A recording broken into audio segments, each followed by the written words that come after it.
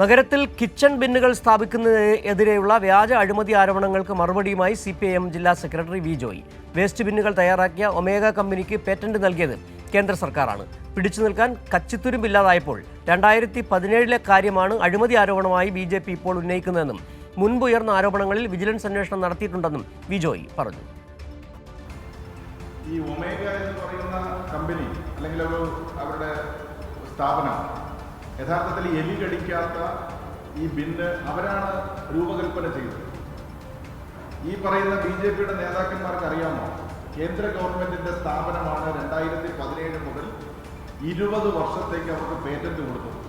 അങ്ങനെ കൊടുത്തൊരു കമ്പനിയാണ് യഥാർത്ഥത്തിൽ ഇവിടെ ഈ സാധനങ്ങൾ സപ്ലൈ ചെയ്തത്. ഇതെല്ലാം രാഷ്ട്രീയമാണ്. കാരണം എന്ന് പറഞ്ഞാൽ ഒരു തെരഞ്ഞെടുപ്പ് സമയത്ത് പിടിച്ചു നിൽക്കാൻ വേണ്ടിയിട്ട് ഒരു മാർഗവുമില്ല.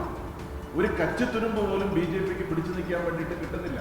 ആ ഒരു സാഹചര്യത്തിലാണ് BJP ഇങ്ങനെ വ്യാജമായ ഒരു അഴിമതി ആരോപണവുമായിട്ട് ഇറങ്ങി തിരിച്ചിരിക്കുന്നത്. വായി വരുന്നത് കോതയ്ക്ക് പാട്ട്. പ്രശാന്ത് MLAയുടെയും ഇപ്പോഴത്തെ മേയർ ആര്യ രാജേന്ദ്രൻ്റെയും പടം വെച്ചിട്ടുണ്ട്.